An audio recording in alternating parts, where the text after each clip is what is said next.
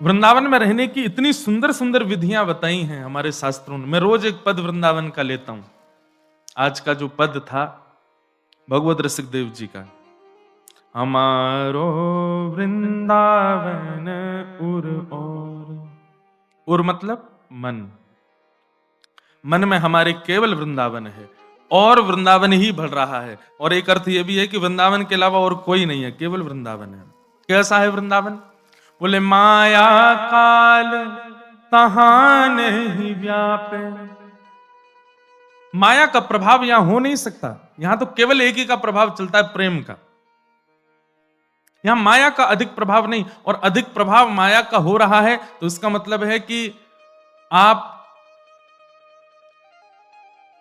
जैसे स्कूल में या कॉलेज में, यूनिवर्सिटी में, कहीं भी आप जाओ, या फिर आप जॉब करते हो तो ऑफिस जाओ, तो वहां के कुछ टर्म्स होते हैं, कुछ लॉज होते हैं, कुछ नियम होते हैं। उनका पालन अगर आप नहीं करोगे तो विद्यार्थियों में आप पिछड़े माने जाओगे। विद्यार्थियों में आपका नाम उस लिस्ट में होगा कि भाई अच्छा नहीं है, ये अलग ही है, ये अपने मन से आता है, अपने मन से करता है, ना कुछ अच्छा पढ़ता है, ना कुछ करता है। उनके नियमों का पालन ना किया जाए तो बिगड़े हुए बालक माने जाओगे।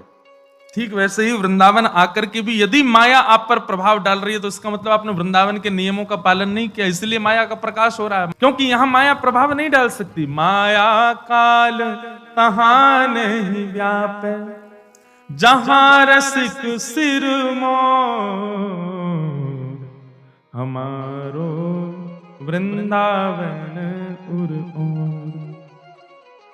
छूट जात सत असत वासना, मन की दौरा दौर, हमारो वृंदावन उर और।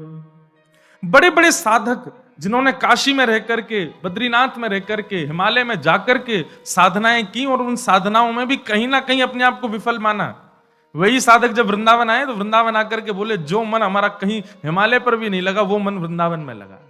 क्यों? वृंदावन में नित्य श्यामा श्याम विहरण करते हैं, नित्य ठाकुर जी निवास करते हैं श्रीधाम वृंदावन में। आजकल आधुनिक बहुत कर दिया वृंदावन को, पर एक बात कहें, ये प्रकट वृंदावन आप पर प्रभाव डालेगा ही नहीं अगर अप्रकट वृंदावन की छाप हृदय में है तो।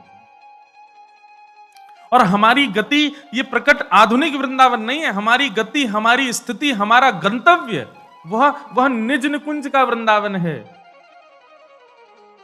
जहां पर बिहरत लाल बिहारिन दो, यमुना जी के तीरे तीरे। आहा, वो निज वृंदावन का दर्शन हमारा उद्देश्य होना चाहिए। इस वृंदावन में आप अधिक धन लगा करके फ्लैट लेकर बस जाओगे, इस वृंदावन में खूब जबरदस्ती करके कैसे घुस जाओगे, जमीन ले लोगे, प्रॉपर्टी ले लोगे, घर बना लोगे। धन के बल पर वृंदावन में आया जा सकता है, पर वृंदावन की वास्तविकता को तो श्री जी की कृपा से ही पहचाना जा सकता है। वृंदावन के नियमों का पालन करके ही पहचाना जा सकता है, नहीं तो वृंदावन आकर के भी आप वृंदावन को नहीं जान पाओगे। भगवत रसिक बतायो श्री गुरु, श्री भगवत रसिक देव जी उनका पद है। वो कह रहे हैं हमारे गुरु ने क्या बताया? बोले अमल अलौकिक ठोर, हमारो वृंदावन पुर। मैंने कितनी बार कहा है, वृंदावन देखने का विषय नहीं है, वृंदावन सुनने का विषय नहीं है, वृंदावन रहने का विषय नहीं है, वृंदावन बसने का विषय नहीं है, वृंदावन अनुभव का विषय। अनुभव, अनुभूति हो। जिस प्रकार रूप, रस, स्पर्श, गंध और शब्द ये पंच तन मात्राएं हैं, और इन पंच तन मात्राओं को ग्रहण करने के लिए हमारे पास पंच ज्ञान इंद्रियां हैं।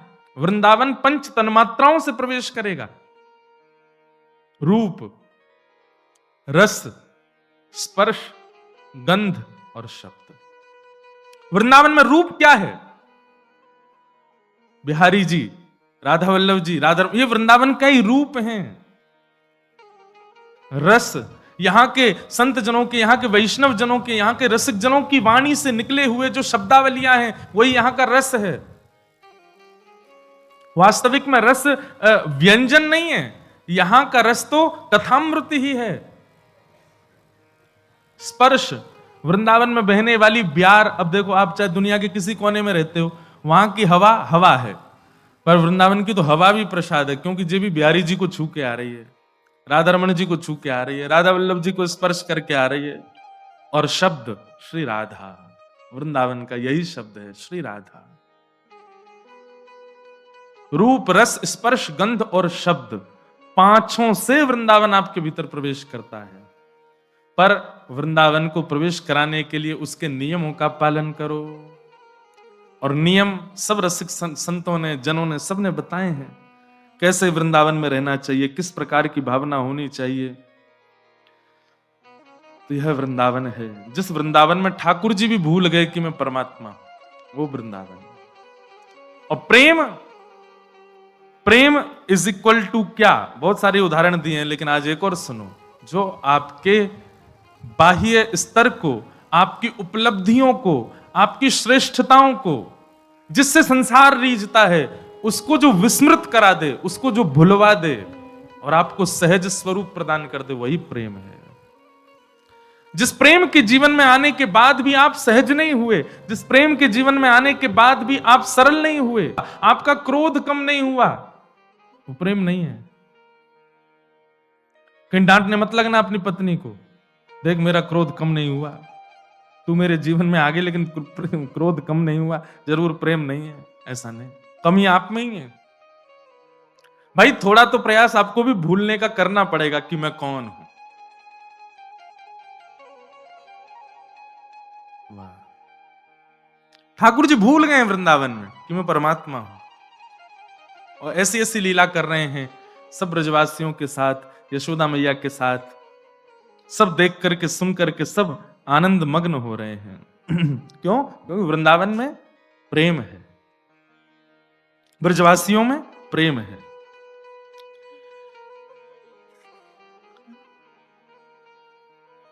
एक दिन ठाकुर जी सो रहे थे, यशोदा मैया सुला रही हैं।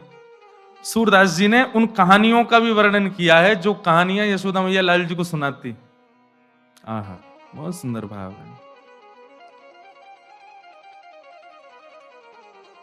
ठाकुर जी सो रहे हैं और यशोदा मैया, ये कृष्ण करणामृत ग्रंथ है, कृष्ण करणामृत ग्रंथ का एक श्लोक है, और इसी श्लोक की व्याख्या श्री सूरदास जी ने अपने एक पद में भी, हम पद भी गाएंगे, ठाकुर जी कैसे कहानी सुनते हैं। कि नामो रामो नाम बभूवहु तदवला, सीतेति हुं तौ पितौ, वाचा पंचवती तटे विहरत, तामाहरत रावण, निद्रार्थं जननी कथामिति हरेर् हुंकारत शृण्वत, सौमित्रेक्वधनुर्धनुरिति व्यग्रागिरः पातु ना। ठाकुर जी सोए हैं और यशोदा मैया तो कह रहे हैं, बार बार करवट बदल रहे हैं इधर उधर। मैया बोली लाला सो का ही गुना रहो? बोले मैया नींद ना आ रही मुकू। बोले अच्छा, तो कहा मैया कोई कहानी सुनाए दे मुकू। तो यशोदा मैया लाल जी को कहानी सुना रही हैं। कैसे? बोले रामो नाम बभूवहुं तदवला। लाला बहुत ध्यान से सुनिएगा सब लोग। यशोदा मैया बोली लाला एक राम नाम को राजा हतो। ठाकुर जी बोले कृष्ण करणामृत ग्रंथ में वर्णन है, ठाकुर जी हुंकार भर के स्वीकार कर रहे हैं, हाँ मैया। आंख बंद करके लेटे हैं, मैया के हाथ की तकिया लगा के यहीं लेटे हुए हैं, और मैया के उदर के ऊपर हाथ रखो, मैया कथा सुना रही है। लाला एक राम नाम को राजकुमार है। तो ठाकुर जी बोले और सीते तुम तो पितौ, उनकी सीता नाम की एक पत्नी थी। ठाकुर जी बोले कि वाचा पंचवटी तटे विहरत। एक बार लाला ऐसी घटना घटी कि उनके पिता जो हते राजा दशरथ, उनने राम जी को, उनकी पत्नी को और उनके भैया को वन में जावे की आज्ञा कर दी और वे वन में पंचवती तट पर चले गए। ठाकुर जी बोले फिर विहरतस्ता महारद्रावण, वहां पर विहरण करते करते करते तभी एक रावण नाम का राक्षस आया। ठाकुर जी बोले फिर निदार्थम जननी कथा मिति हरे, और उस रावण ने अपना रूप बदल लिया और वो एक महात्मा का रूप धारण करके, जैसे उसको पता चला राम जी वन में गए, सोई वो सीता जी को हरण करवे चलो गयो और वहां सीता जी को हाथ पकड़ करके जैसे ही अपने पुष्पक विमान में बैठान लगो, ठाकुर जी तो हूं करनो भूल गए, उठ करके खड़े है गए। लक्ष्मण तुम कहां हो, मेरा धनुष लेकर के आओ। अरे ये दुष्ट तब तो सीता जी को पकड़ के ले गया था, आज मैं इसका वध कर दूंगा, यहीं इसके सर धड़ से अलग कर दूंगा, नहीं लेके जा पाएगा।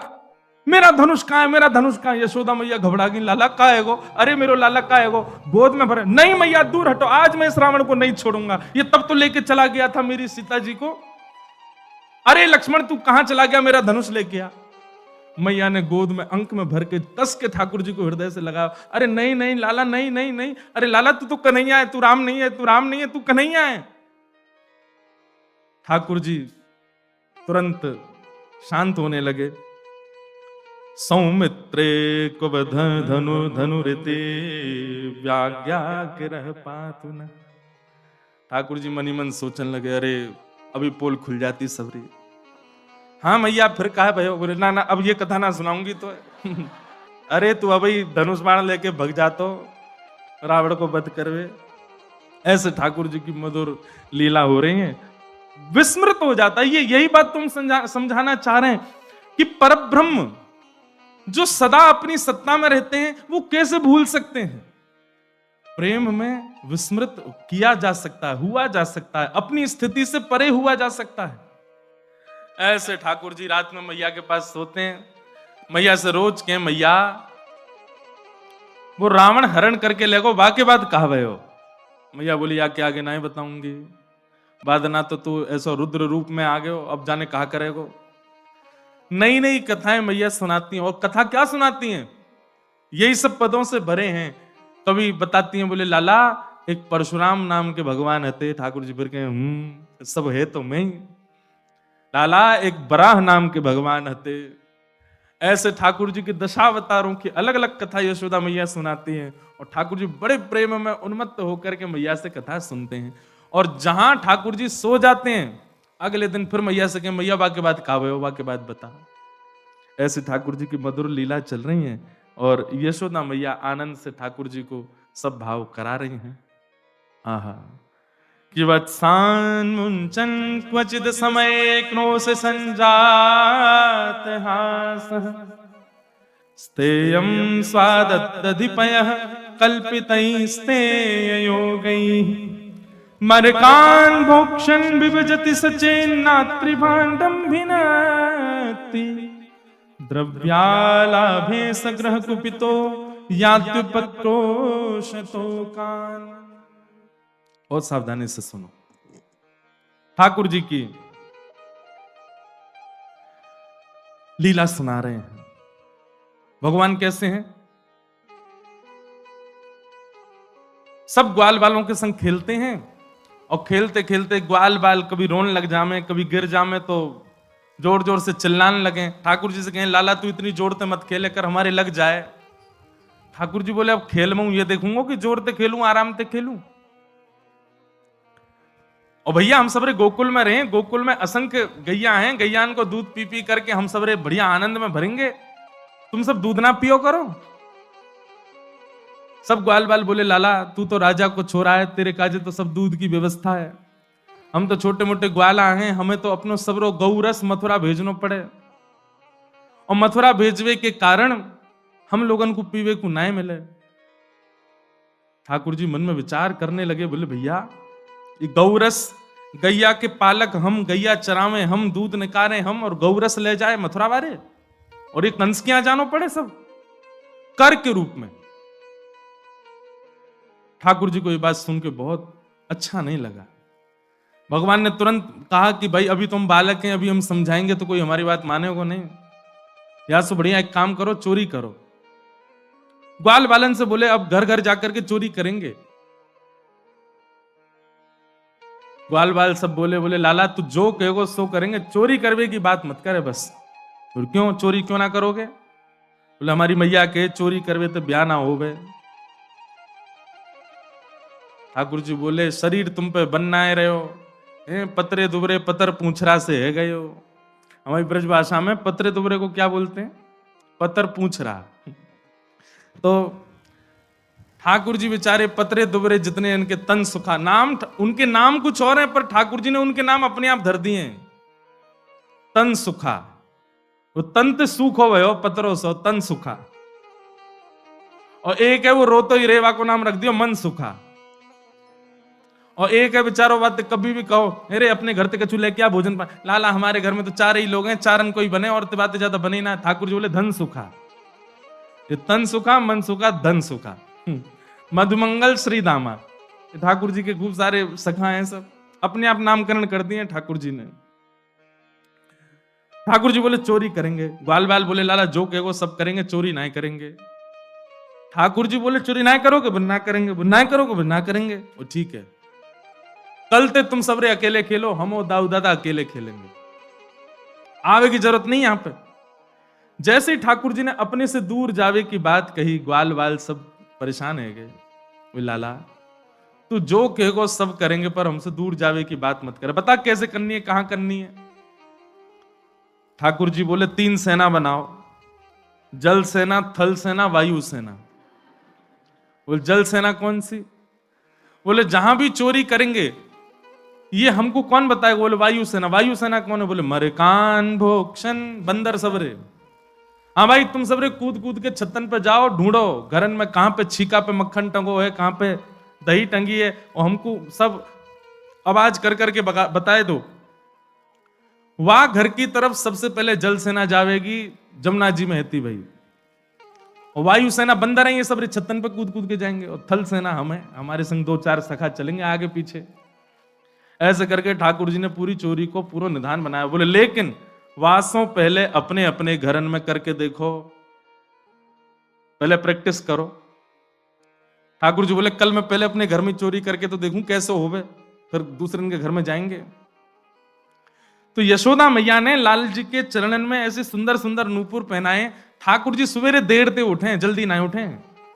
नंद बाबा उठ जाएंगे भोर में, बलराम जी उठ जाएंगे भोर में, यशोदा ये सब उठ जाए, लाला उठ पड़े हुए पौड़े हुए, पीरी चदरिया ओढ़े लेटे ही रहेंगे कब तक? बोले सूर्य उदय जब तक नहीं आ जाए। कभी कभी मन में भाव आवे कि भागवत जी में भी वर्णन है कि ठाकुर जी ब्रह्म मुहूर्त में उठ जाते हैं, सुबह 4-4:30 बजे उठ जाते हैं ठाकुर जी। नित्य क्रम है ठाकुर जी का, जब द्वारिका में रहे तब।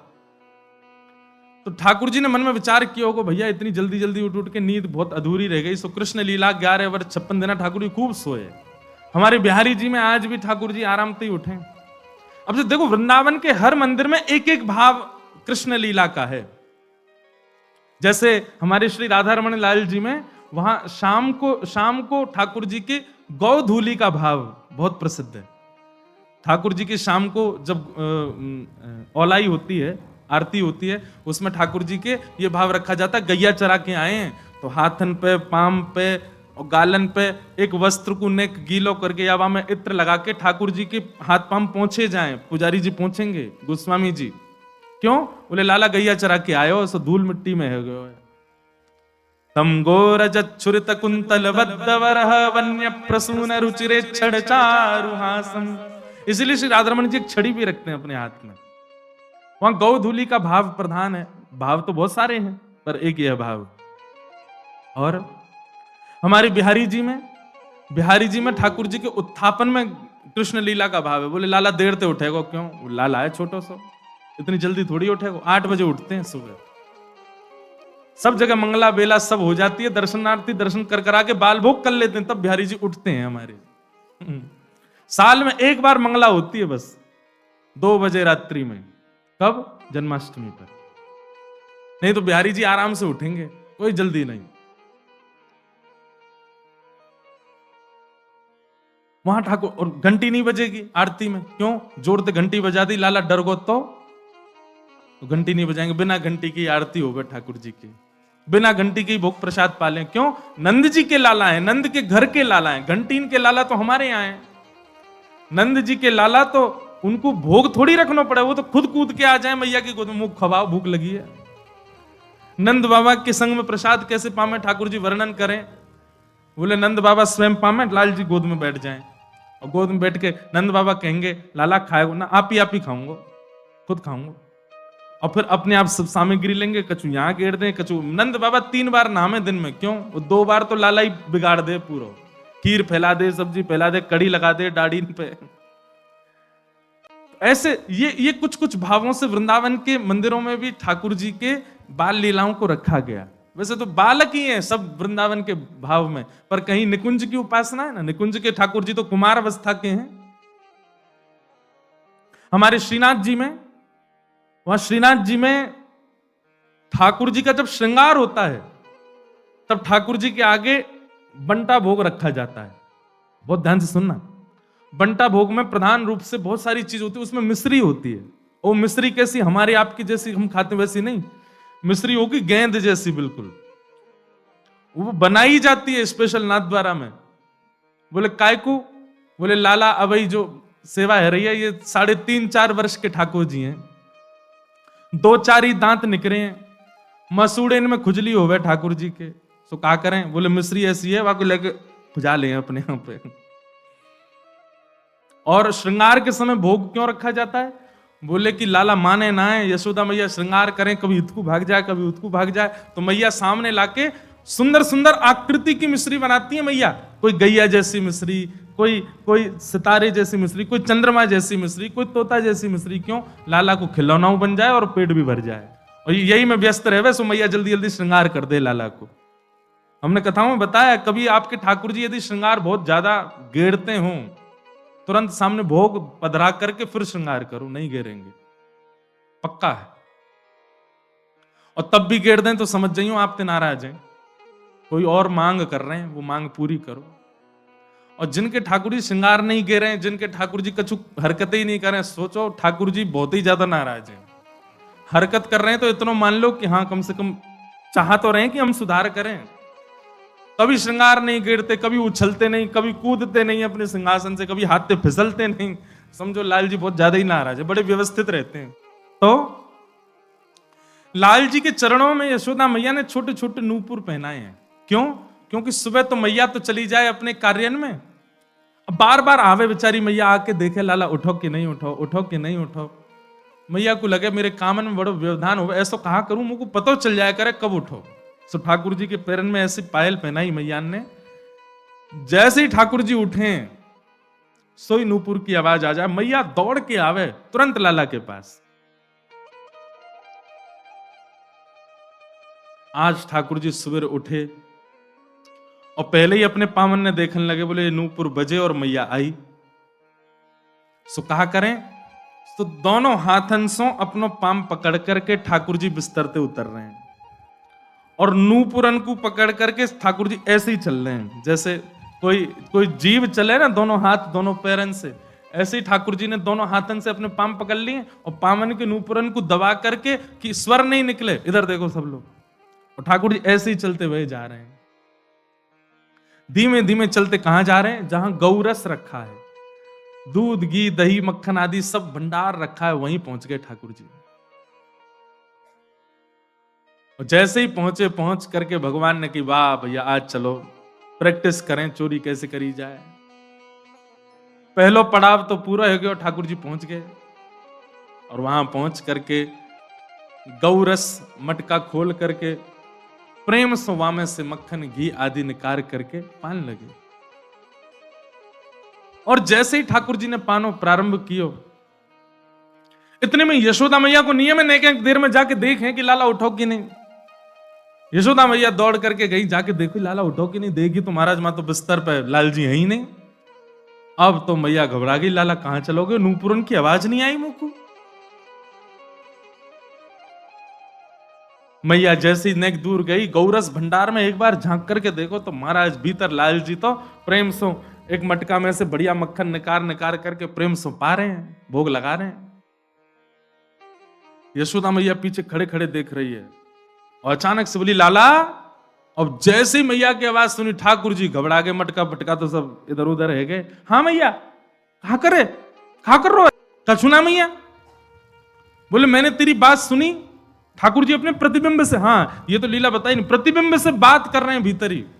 खम्भ में लगी मणि में ठाकुर जी अपने रूप को देख रहे हैं और माखन खाते खाते जैसे ही अपना प्रतिबिंब देखो, अपने प्रतिबिंब को देखो, अच्छा तू भी आयो चोरी करवे।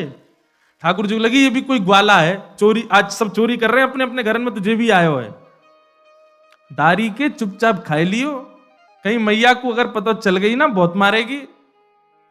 और सुन, नेक अपनी मटकी में तो मोकू खवाई दियो। अब ये वार्ता ठाकुर जी अपने प्रतिबिंब से कर रहे हैं।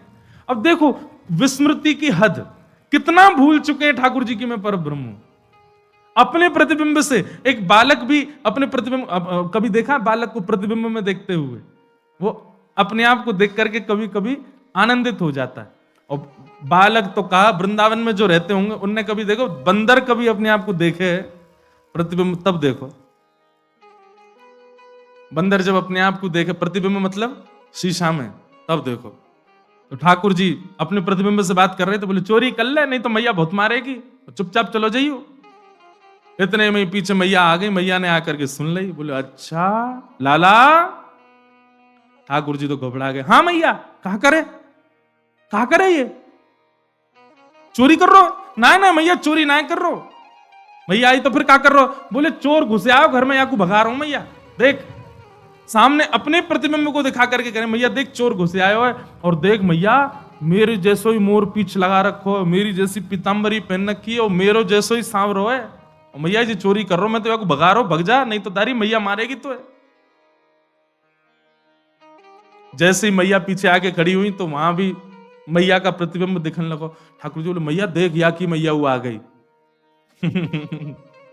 मैया ने कान पकड़ करके कही, बोले लाला जे तेरो ही प्रतिबिंब है, जे तेरो ही स्वरूप है, बात बना रहा हो यहाँ खड़ो खड़ो, जे कोई और नहीं है, जे तू ही है। और यहाँ के पीछे की मैया भी कोई और नहीं, मैं ही हूं। ठाकुर जी तुरंत बोले अच्छा मैया तेने बताई ना, देख कितना मलूक लग रहा हूं मैं तो। मैया मेरा रूप कितना सुंदर। मैया बोली लाला वो सब बात छोड़, तू एक बात बता, तू कर कहा रहा हो यहाँ पे? चोरी कर रहा हूं? ना मैया चोरी, तेरी सौगन चोरी तो ना करूं मैं। मैया मैं चोरी करूंगा? ऐसी भोरी मेरी मैया, ऐसे संस्कार मेरी मैया ने दी, मैं चोरी करूंगा? ना है मैया मैं चोरी ना है कर रहा हूं। तो कहा कर रहा हो जो तेरे हाथन में माखन काई को लगवा? ठाकुर जी बोले मैया तेने मेरे हाथ में पद्म राग के अच्छा ठाकुर जी की बात पटुता बड़ी बढ़िया है, नेक में ही बात बनाते हैं। अच्छा कई लोग कहेंगे कि भगवान झूठ बोल रहे हैं, भगवान जो सत्य स्वरूप है वो झूठ क्यों बोल रहे हैं? ये प्रेम है, ये झूठ नहीं है, ये असत्य नहीं है, ये प्रेम है। और ऐसी प्रेम की चर्चाओं में कितने बालकों से झूठ ही बोला जाता है, बालकों से सत्य कौन बोलता है?